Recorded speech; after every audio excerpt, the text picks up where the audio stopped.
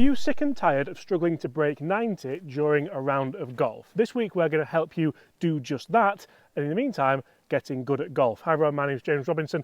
Make sure you do hit that subscribe button if that's what you want to do.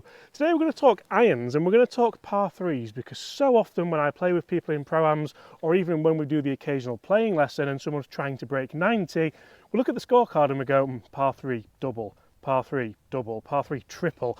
You think, how can that happen? Because a par 3, this one measures 165 yards, which for me is just a nice 7-iron. Now there's a bunker short. I could try and hit a full 8-iron and really get this ball close to that front flag, but I don't want to do that. I don't want to bring any trouble into play. So in today's video, we're going to talk about just how we can stop making silly mistakes on par 3s and, to be honest, into par 4s if you've hit a good drive and you've got the chance to try and get this ball close for a birdie with your 7-iron. So the first thing I'm going to do, and this kind of might dispel a few myths, but I'm going to tee the ball up. A lot of people might think, oh, well, I don't like to tee the ball up on par 3s because I don't need to. I like hitting it off the ground. Always tee the ball up. Always give yourself that kind of little room for error, that perfect lie, as it were, because even though tee boxes are generally well maintained, I want to tee the ball up. Now, although I want to tee the ball up, this is something we often see as well.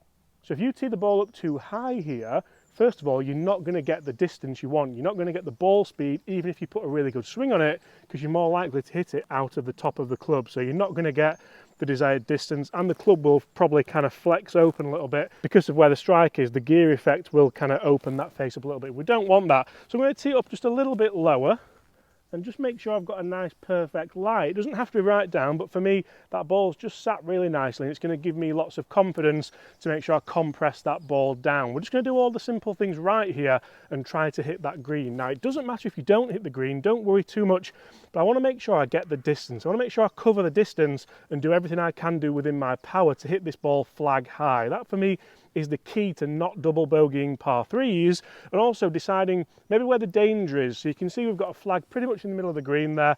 I thought it was front, but it's not, it's back. I'm still going to go with 7-iron. I might kind of go up to a 6 potentially, but it's playing 165. And I know if I slightly misstrike this 7-iron, I can still cover at least 155. So I'm not going to aim anywhere near the bunker. There's also a bunker on the right-hand side, so I'm thinking logically I don't want to try and get that. You can see from the aerial footage here, the miss is probably just short left of the flag.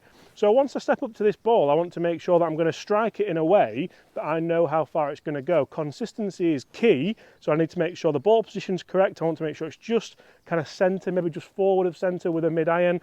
Oh, this is all stuff that I would do at the driving range and make sure I know what I'm doing and ticking boxes as I go. From here, I'm going to have the shaft leaning ever so slightly forwards, and as I load up to the top of the backswing, I know that I can rotate down, I can get a bit more forward shaft lean, I can hit ball then turf, I'll get a nice little divot afterwards.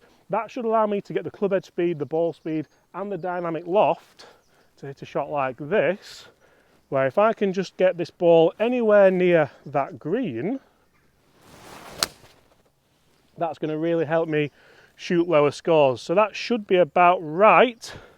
Like I said, just front of the green, perfect for me to not make a double bogey, not make a mistake and compound error after error after error.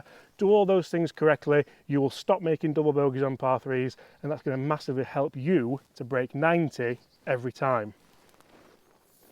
So guys, a little bit of a wonky tee here, which you've just found on there, but if you're using a castle tee, which a lot of golfers do, then we want to be looking at the green castle tee for your iron shots. We don't see anything bigger than this. We see a lot of people have the blues or the reds, and that's again hitting you high on the face, losing distance, losing power. So make sure if you're going to use a castle tee, the green one is the tee for you. I'm going to use it here as an example.